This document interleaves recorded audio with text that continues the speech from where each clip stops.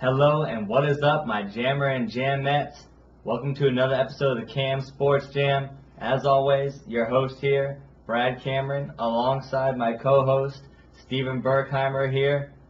You're going to have to stay tuned and stay strapped, folks, because it's going to be a roller coaster ride today. So I hope you brought your seatbelts. Steven, how are you feeling? All right. Loving this march so far. How about you? Oh, my goodness. I'm loving it, but it's driving me mad at the same time. Like, I'm loving it, but it's driving me mad at the same time. So it's so tough to analyze right now. We're going to analyze it. But first, I want to give a shout-out to one of our sponsors, our title sponsors, always, Good Samaritans Medical Transport, LLC. For all your medical transport needs, call Good Samaritans Medical Transport. Service that exceeds expectations. Can't thank you enough, Good Samaritans. Whoa. We knew it was going to be bumpy. No. But this is bumpy. It's very bumpy. I mean, March Madness has almost overexceeded itself as March Madness.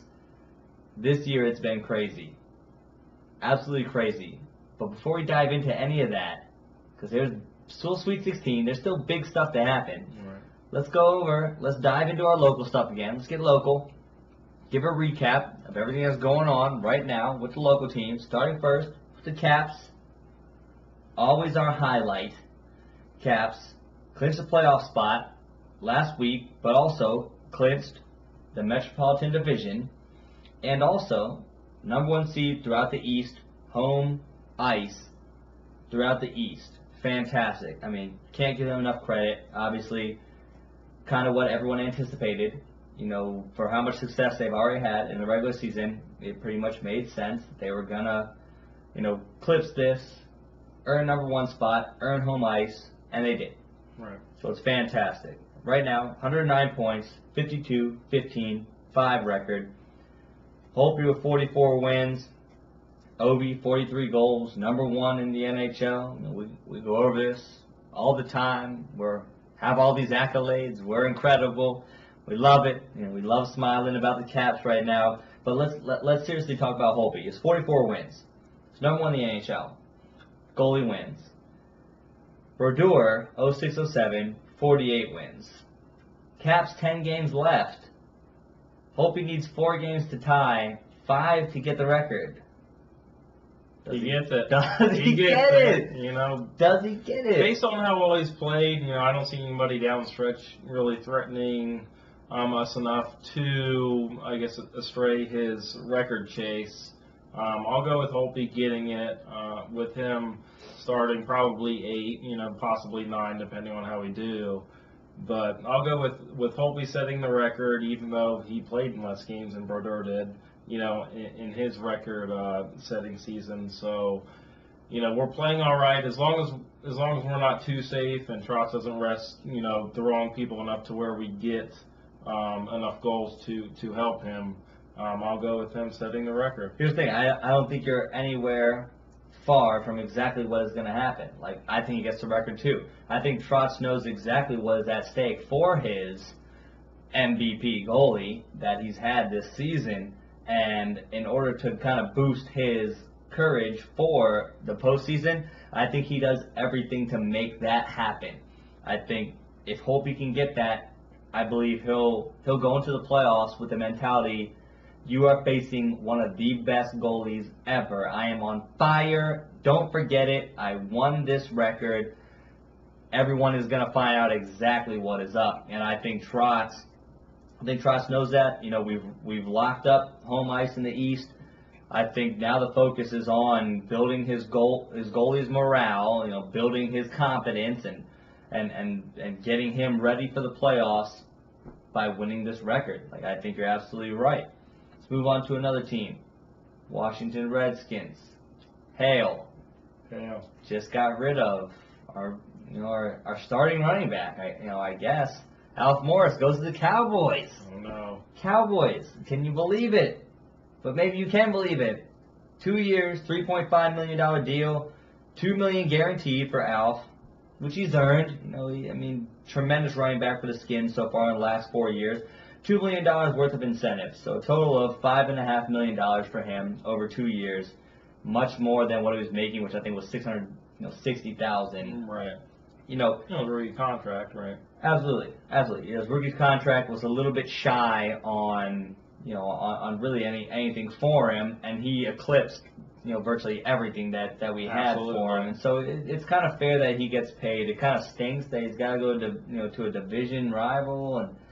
And how do you feel about losing out? I mean, he like you said, he definitely outplayed the contract that we had him no doubt. for. But I'm excited about Mac Jones. I'm not so much upset, him going to Dallas, as I think they're more of they've kind of turned into a ground and pound. I don't see Alfred being ahead of Darren McFadden this year. I think McFadden will be their number one starter. Yeah, they've already stated he's still going to be workhorse. So I don't see why they would spend that much on a backup. Given that he's not the same, type of back that McFadden is. But, you saw last year with Randall and Dallas's running backs, they're not always there. So I'm upset to see him in Dallas, but at the same time, I think it actually helps us because we know how he plays and when we play against him.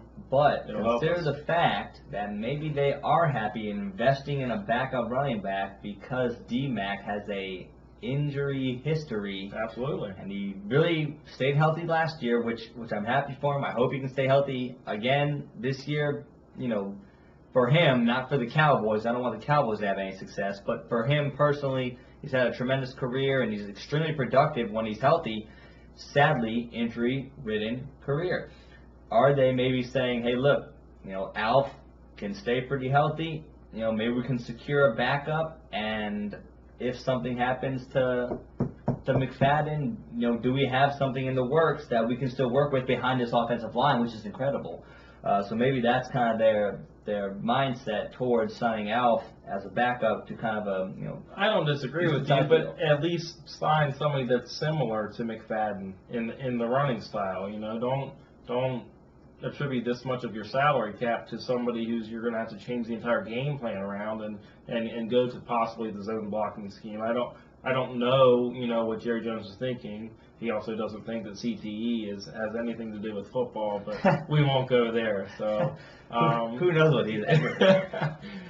Okay. Going forward, I'm happy for Alf. He deserves it, but it's hard to see him in Dallas. But I'm happy for him. Yeah, it's gonna be weird seeing him rocking those colors. I mean, it will be weird. But I am happy for him and happy for all the the years he's given us, 2 division titles throughout 4 years. Thank you. Can't thank him enough after kind of the lull we were in. So tremendous job, Alf. Fantastic. I'm happy you're getting paid. Sadly, it's by the Cowboys. Next. Some kind of talking going on with Vernon Davis. Could this be some slack off Jordan Reed? Similar type speed type receiving tight end that we're going to possibly throw in our system. The Skins are, talking about acquiring Vernon Davis. You like it? You don't like it? I don't love it, but I'm not against it. I would say, I'm not a big fan of Vernon Davis signing with us unless it's for, essentially the minimum. We watched him play last year. The dude was pretty much non-existent. He had, essentially bricks as hands. So, granted that Peyton Manning didn't have the best quarterback years, neither did Brock. But at the same time, you watch the guy play, and the guy's not playing good football. So, I'm not ecstatic about it, but, if we can sign somebody that's a veteran in the locker room and knows how to handle his stuff and can actually, bring his hands on Sundays, then I'm not against it. Honestly, I'm really excited about it. Like, I know you're very reserved. You and I spoke about this, off camera before the show, and you seem reserved, and so I know you're reserved. I'm really excited about this. Vernon Davis is a Maryland guy. He'll be back in his hometown. There's obviously going to be a following for him if this happens. If we do end up signing him, he's going to be coming back kind of to his hometown, College Park. Went to Maryland, Landover, not far from that at all. Obviously has a tremendous support with the Maryland alum and with the followers who have watched his career. Love him to death, and I think he fits this system very well. I think he does. It's not a very keen blocking system for a tight end. We were able to expose things with Jordan Reed, and he made plays in the open field. And Cousins delivered him the ball effectively. And I think Vernon Davis could get very comfortable with the system. I think he can have a new life coming kind of back home and being like, I'm back home and having like a lot of support. Like there's no real support in Denver, and San Francisco became a mess towards the end of his career there. I think this could be a little bit of a lift, and also it could be huge off Jordan Reed's shoulders, who has taken a beating in his early career, has stayed healthy last year, thank goodness. He was a key push for a lot of our success. I like it. I feel like he's similarly sized to Jordan Reed, can produce some of the stuff he can do in terms of athleticism. I know he's a little bit older, but we're not asking him out of every down. If we sign him, obviously he wouldn't be a starter. Sign every down type thing. It would be, hey, look, we need to get Jordan Reed a little bit of a breather. Kind of go in there and see what you can do. But I think he can fill those shoes very, very well. Run similar routes. Kind of clip block and then roll out for like a little screen and catch it and do something with it. I'm excited. Like I really am excited, considering our backup tight end situation last year was nothing. Wow. It was virtually nothing. I don't agree with that. Also, let me throw this in there. I don't think that if Vernon Davis isn't getting the majority of the targets that he needs, he's not a productive player. That's my opinion. You saw it in Denver, and outside of San Francisco, unless you're throwing him the ball, 12 times a game, he gets 12 to 14 targets and he catches 8 or 9 of them. I don't think he can be productive. Okay, but with the report I read, I heard that Gruden wants to go to more of a tight end type system, and I think you saw a lot of that through Reed last year. I think Gruden is kind of like gonna try and familiarize himself with this type of system. I don't want to say like the Patriots have, but it's kind of a mismatch exposure type system they want to go to, where Vernon Davis, who still has speed, is a mismatch for most linebackers, and Jordan Reed is a mismatch also for most linebackers and corners because he's big. Like I think they really want to expose this mismatch type of offense, and I think he has the ability to still, and I know his production hasn't been good, but I think he can vibe new life coming to the Skins, coming kind of back home to where he played college and built a following. I like it. I don't disagree with anything you say, but hopefully he doesn't leave his hands in the baggage claim. We can only hope. Come on, Dan. Hold on to the football, Vernon. Moving on. Sore thumb. Wizards. 1.5 games back, even after their loss tonight to the Hawks. Previously, 5-game win streak.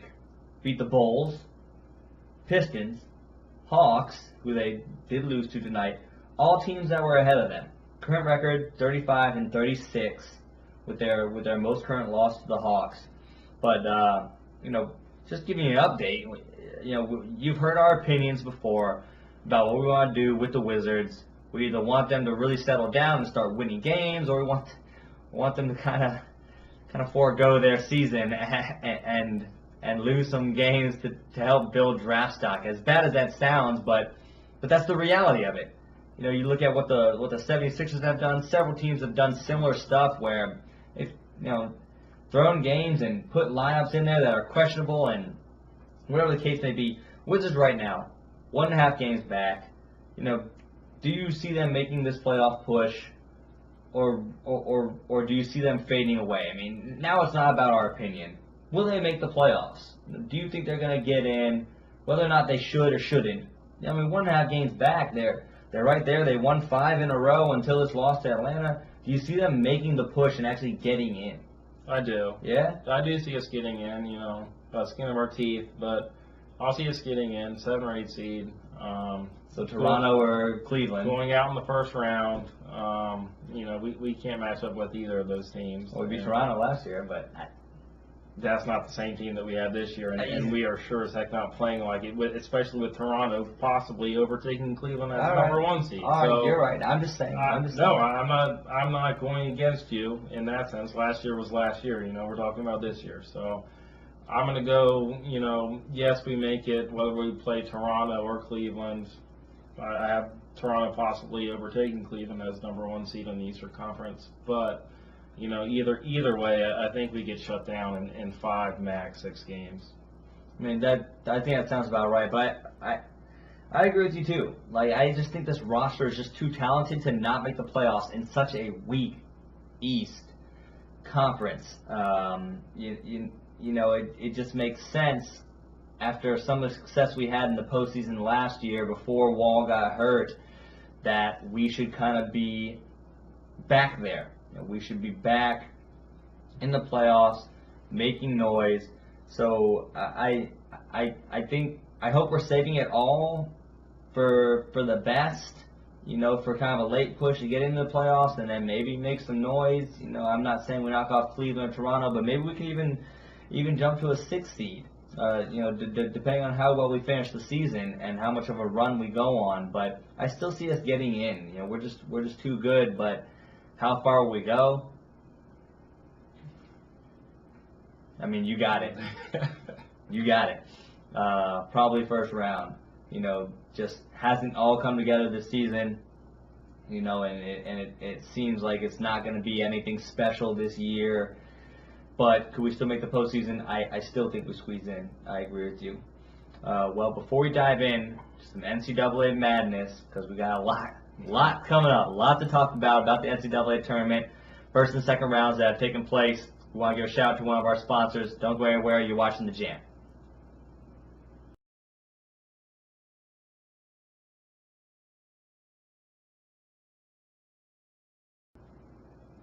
Welcome back, Jammer fans. Thanks again for tuning in to The Jam.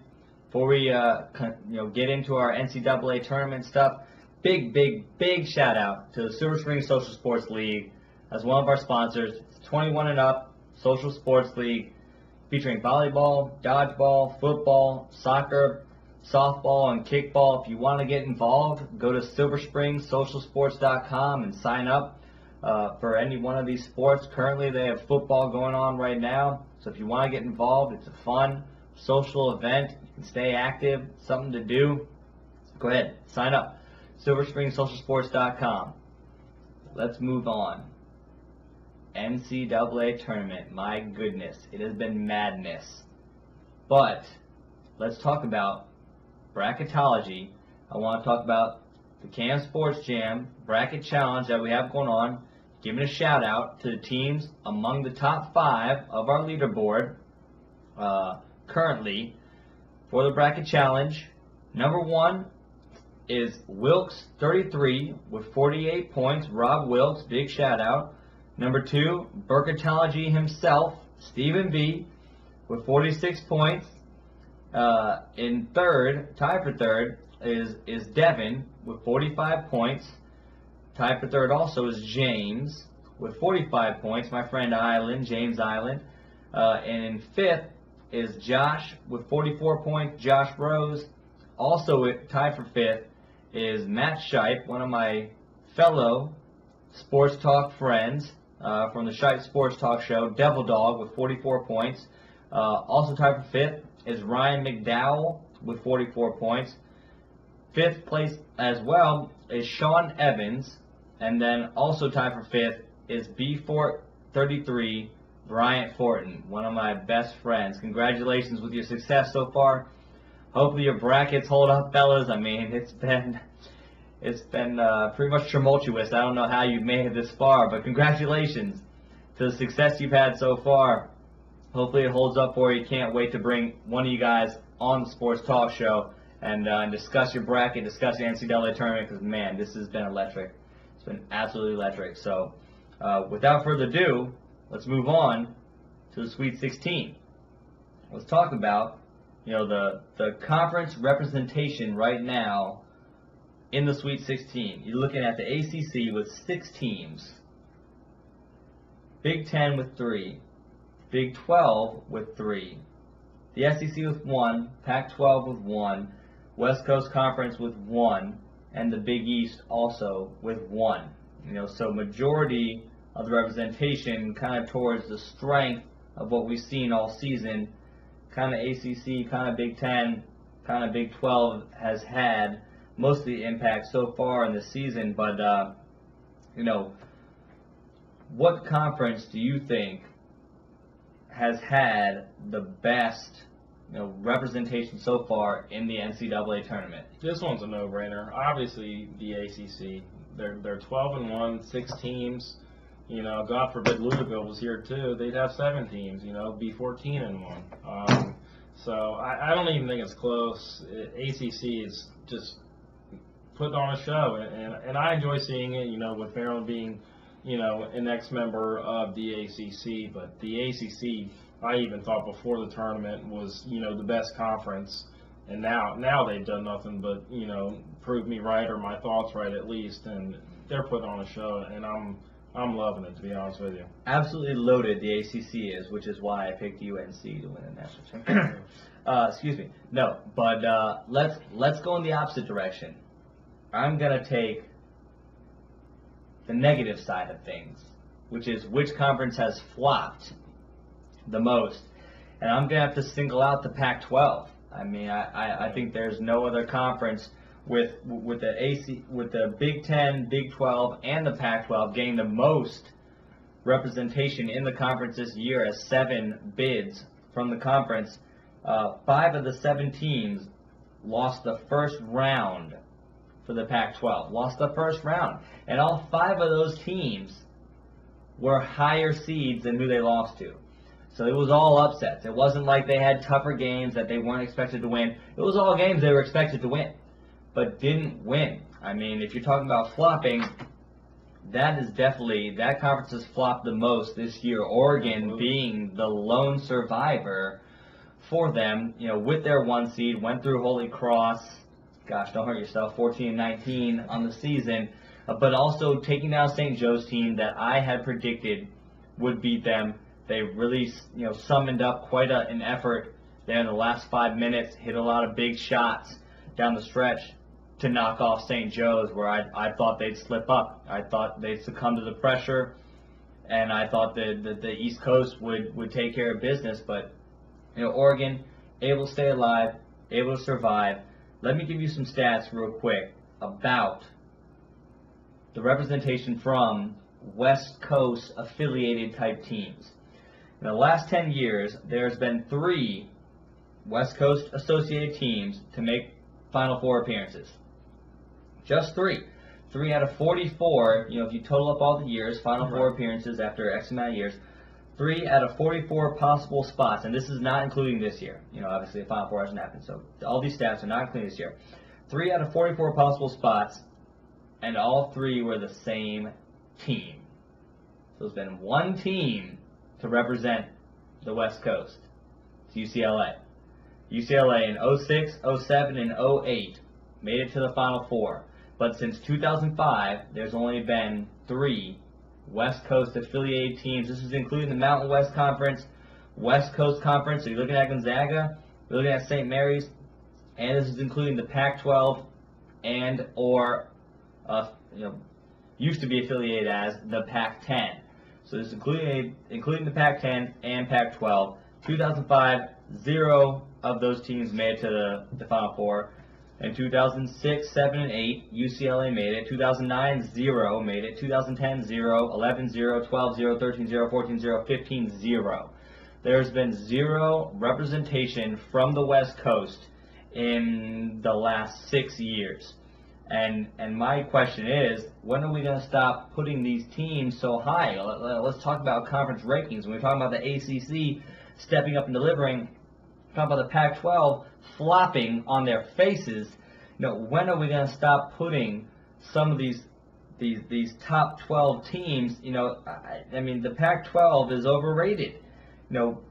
West Coast associated teams are overrated. When are we going to stop doing this and stop giving? When is the committee going to say, okay, we need to stop putting value on these teams and start putting value in other places? And I'm not saying it needs to go to the Big Ten. I'm not saying it needs to go to the ACC. The ACC, I feel like, always represents themselves pretty dang well. I don't think they ever necessarily flop. If I didn't pull up necessarily the ACC in terms of what they've done in the last 10 years, but I know it's pretty darn good. I mean, Duke won the national championship last year. That's enough to say if you can get through Duke, they won the championship last year. If you can get through them, that deserves a lot of credit. Like whether you're Notre Dame, whether you're UNC, anyone. Like, if you can get through Duke, that's an impressive win because they won the national championship last year. That program is a solid program, and they deserve credit. The committee, I really think, needs to start putting less value on these teams, and it's a shame, and I hate to discredit some of these schools like Oregon State, but of the 7 schools that the Pac-12 got in, like I said, 5 of them lost first round. Outside of Utah, who got through Fresno State, which is another West Coast team, so I don't know if I necessarily consider that quite the W. But Oregon has been the one sustainable team to get through so far, and now they face Duke. Now they got to go up against Duke. I think it's absolutely absurd, the credit that they get, and I think you're right. The ACC has stepped up like they tend to do, like all the East Coast teams do, and I'm taking the other side. I'm taking Pac-12, and I'm taking the West Coast as flopping, again, as usual. As per 1, 2, 3, 4, 5, 6, 7. As per the last 7 years, they've fallen on their faces.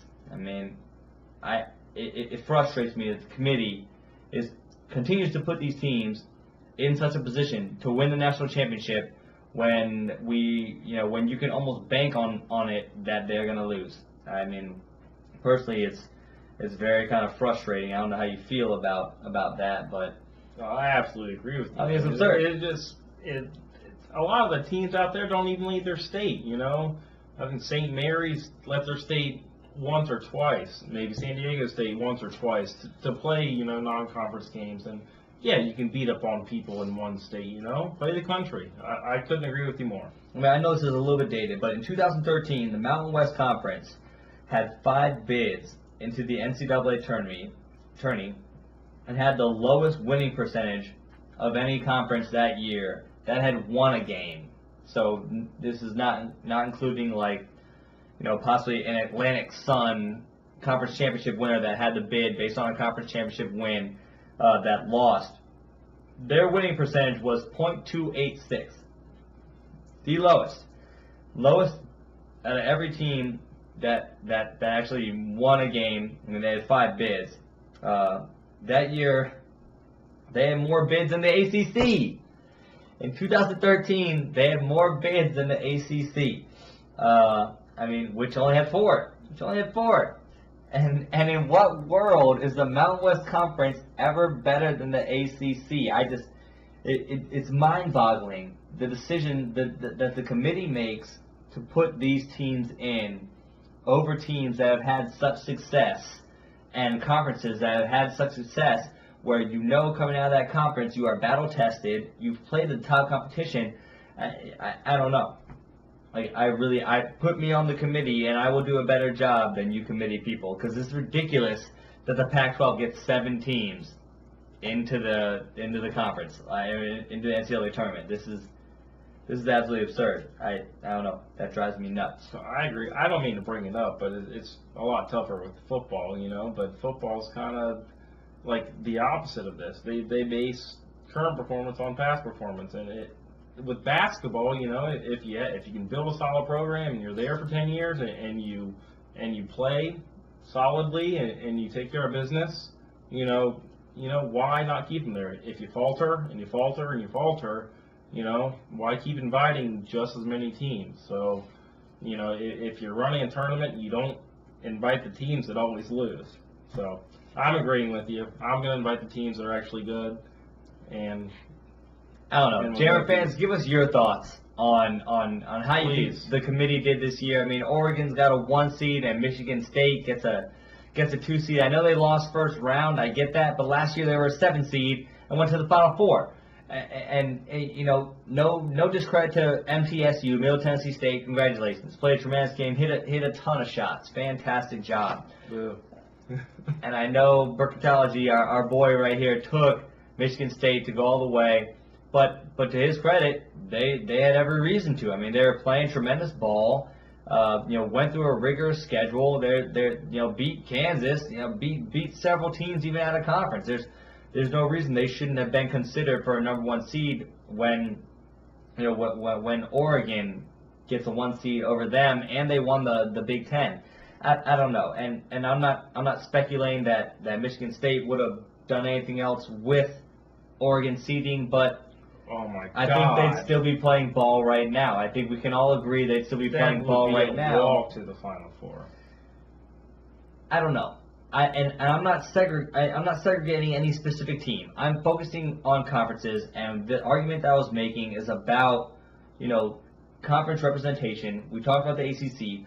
We talked about the Pac-12, and I went on a little tangent talking about West Coast affiliated type teams, and based on records, they have not been good. They have not been something that warrants any kind of credit, which is a 1 seed, which is a 2 seed, which maybe even is a 3 seed. They haven't warranted anything that says, oh, they are that good. They deserve this. So don't get it kind of mixed up, and we're not selecting any kind of teams and bringing out any kind of records for any kind of teams, but it's just kind of, you look at the way the seeding went, and you look at representation from conferences, and you kind of have to scratch your head a little bit and say, man, 7 teams, 5 of them lost first round, and 1 of them got a number 1 seed, and they're the only ones alive. Like, it's just kind of mind-boggling. But let's bring up bigger news. Maryland. Sure. Something we're interested in. University of Maryland. We all love our Terps. Let's go Maryland. Big game. Big game. Number 1 overall seed. Kansas. Thursday. 9:40. Huge game. Huge game. Let's look at. I want to dissect Kansas real quick, Steve. Okay. I want to look at their losses. They lost to West Virginia. Solid team, but went out early in the tournament. Kind of one-dimensional, defensive-minded type team. Yeah. Lost to Oklahoma State. It's not necessarily that good. Kind of maybe a fluke loss. It's fine. Lost to Iowa State. Sweet 16 team. Quality loss. Sweet 16 team. Mm-hmm. Lost also to Michigan State, who's out now. Kind of a fluke type outage, but they're out. Do you think this team is beatable? Can the Terps pull this W out? Can they? Absolutely. They definitely can. If you're asking my opinion about the game, if we're playing like the way we've played the first 2 games, no, we get ran out of the gym. But, given the new venue, if Robert Carter has a good game and he can chase Ellis outside and he sticks his hand in his face, behind the arc, and Lehman can stay in front of, Selden, excuse me, then I think that, we do have a good chance. But the way we're shooting the ball and the way that Melo thinks that he's, MJ or Curry even, we can't have him shoot 30% and win the game. Can we handle the ball, and are we going to be good under pressure? Yes, we've typically done that, but we've always come up just a tad bit short. And can we win the game? Yes. Do I have us winning the game? Unfortunately, no. Unfortunately, no. I want to look at some of Kansas' stats for the year. Turnovers per game, 13. Maryland the same, 13 turnovers per game. And that tends to be one of our kind of weaknesses that really ends up hurting us is turnovers and then points off turnovers. So 13 for us, I think, hurts more than 13 for them. I think Kansas does a good job kind of like absorbing the blow of the turnover versus Maryland. Rebounds per game, Kansas slightly better over Maryland. I know we struggle defensively rebounding, but assists per game, they are ahead of us as well. 16, they share the ball a little bit better than we do. 16 assists per game versus Maryland's 14 assists per game. Points per game, 76 to 81, so relatively similar. Maryland a little bit less, but points allowed, Maryland a little bit better. 66 versus 67 for Kansas. I know it's really close, but in the last 4 games, I've been impressed with Maryland's effort, and I feel like in the last games I've seen Maryland play, they've played with a sense of urgency that I didn't see them playing with towards the end of the regular season. I saw them play in the mindset that is, we need to correct what we're doing wrong. We need to focus on what we're doing wrong. And in the last 4 games they played, this is including the Big Ten Conference Championship, along with games against South Dakota State and Hawaii. So we're looking at games against Michigan State and Nebraska, and then South Dakota State and Hawaii. So the last 4 games, they've only averaged 9 turnovers per game. So 4 below their season average of 13. I think that's huge for a Maryland team that does struggle in giving up turnover points.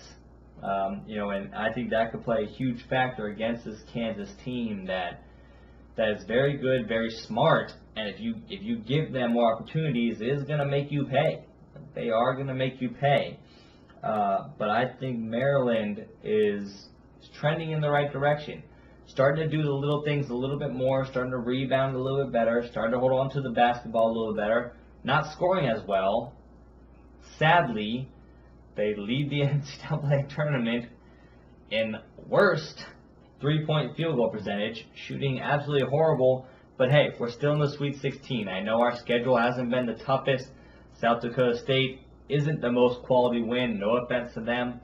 Hawaii isn't the most quality win, no offense to them as well. They both had tremendous seasons, but when you're the University of Maryland and when you were the number 1/number 2 ranked overall team in the nation, you expect to get through those teams no matter what. So I don't think any of our success that we've had is much of a surprise. Maybe to some people where it looked like we were struggling and we could hiccup in a 5 to 12 seeded ranking.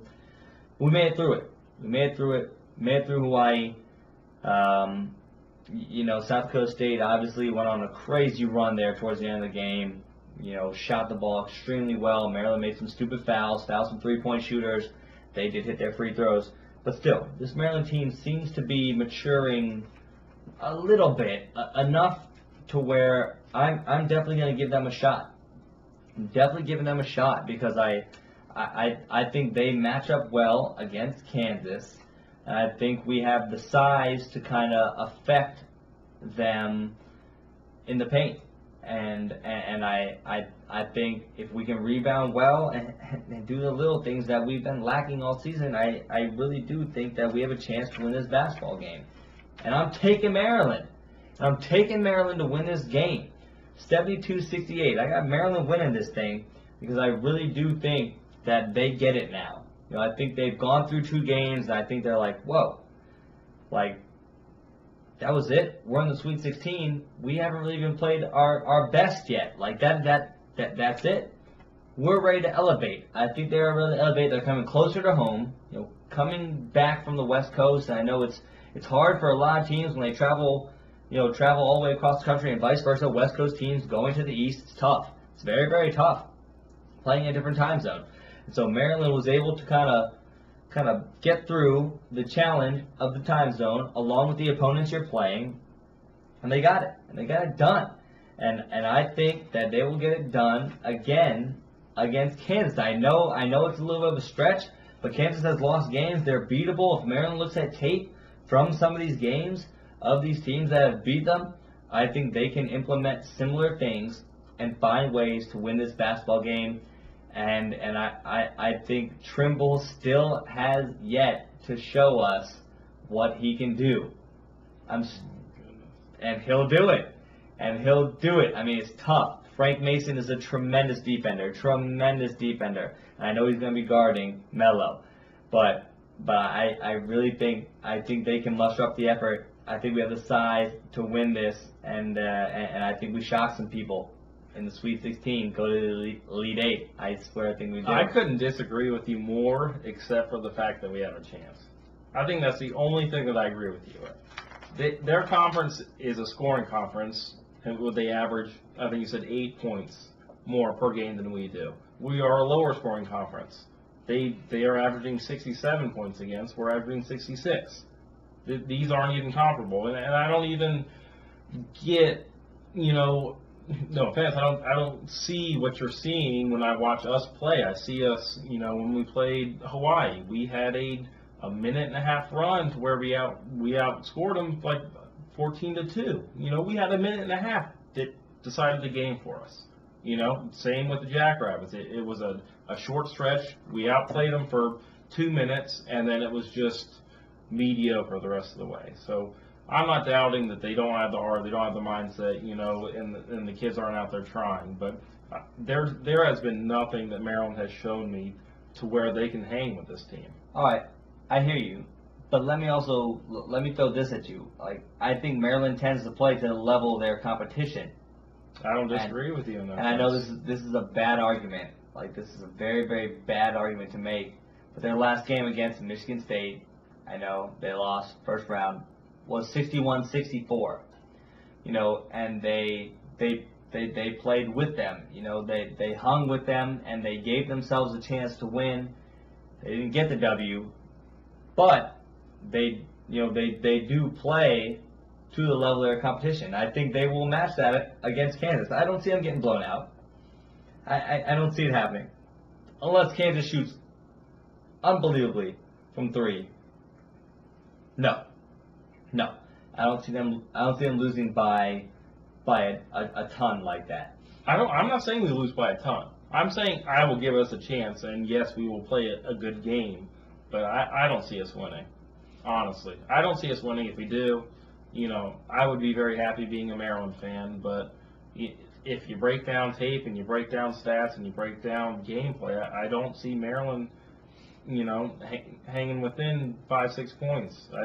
A chance, yes. Do we have a chance? Everybody always has a chance. I don't know.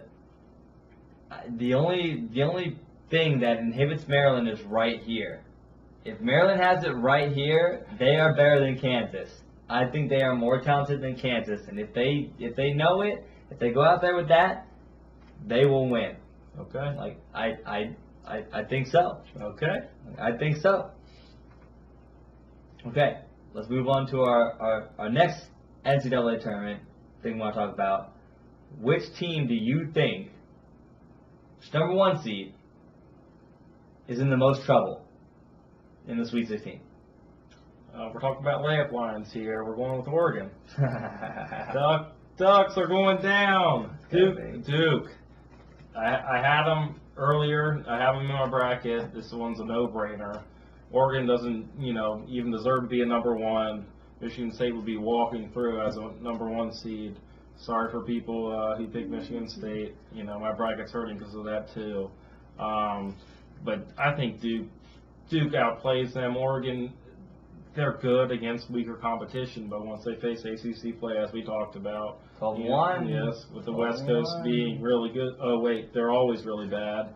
I'm going to go with Duke. This one's a layup. Duke wins.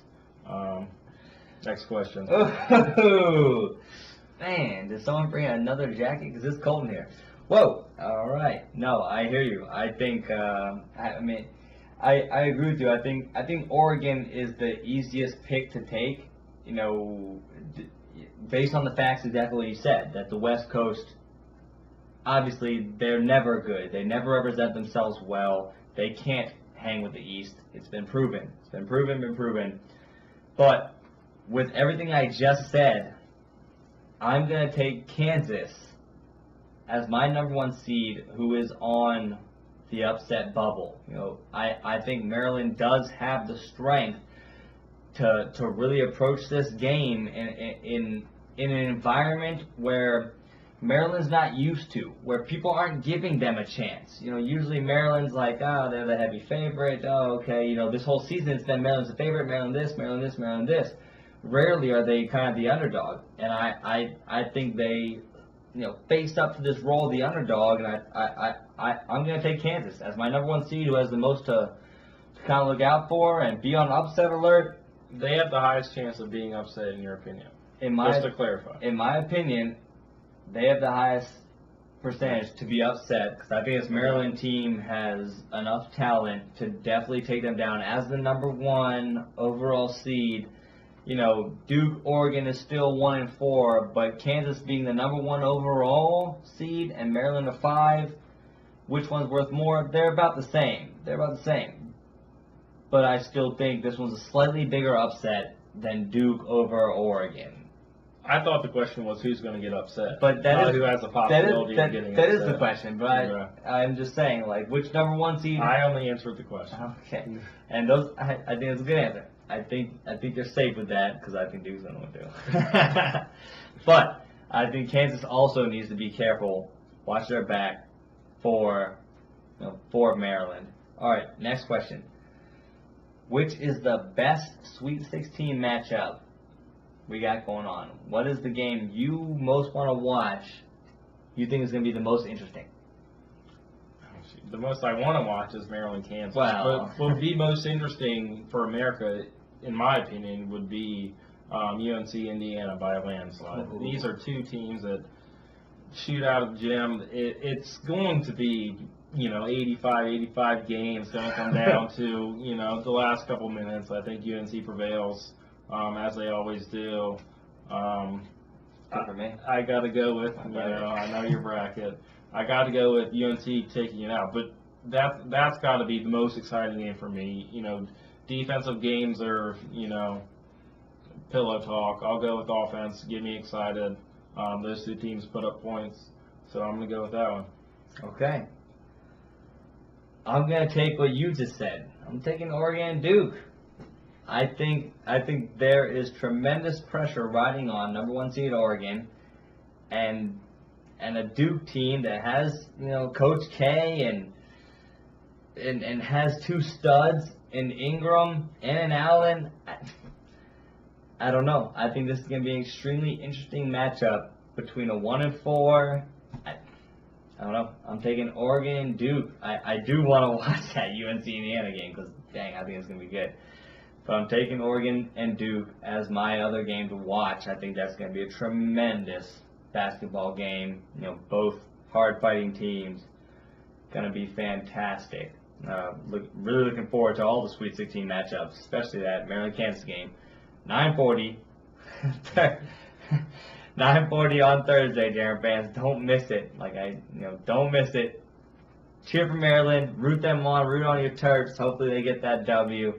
We can only hope. But also watch these other games because there's so many good matchups. Notre Dame, Wisconsin. Anyone could win that. Virginia, Iowa State. Anyone could win that. Gonzaga versus Syracuse. Anyone could win that. There's so many. This Sweet 16 is loaded with good games. Really, really is. Nothing is set in stone at all. So make sure you stay tuned. Watch these games. We're going to cut to one more break. Don't go anywhere, Jammer fans. We'll be right back.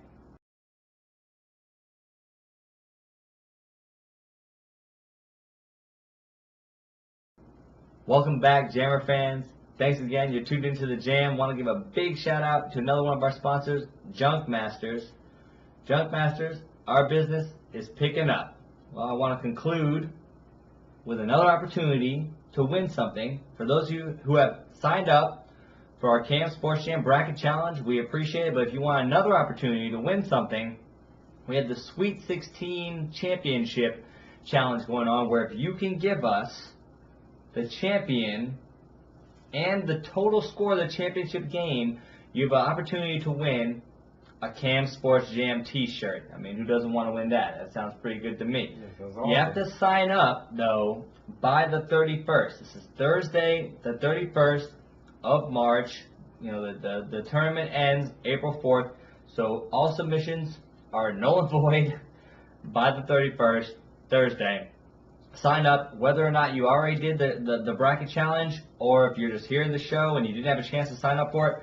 It's absolutely fine. This is another opportunity to win something besides a chance to come on the Cam show and be here in studio with us. So everyone, please, give us your submissions, sign up, whether it's YouTube, whether it's Facebook, whether it's Twitter, whether it's Instagram. If you're wearing something, take a picture and say, hey, I got this. Total 145. We don't care. We accept it all. So feel free to send us whatever submission you have, but it has to be by Thursday, the 31st. Well, I think that's all we have for you guys today. Good luck in the rest of your brackets. For those of you who have signed up for the Cam Sports Jam Bracket Challenge, best of luck. Hopefully the madness doesn't strike you too hard and everything can finish strong. Big shout out to our sponsors. Can't thank you enough. Good Samaritans Medical Transport, Junk Masters, also Silver Spring Social Sports. And for Steven Berkheimer and Brad Cameron, myself, appreciate you guys watching. Reminding you, it's not how you start, it's how you finish. Thanks as always for jamming with us.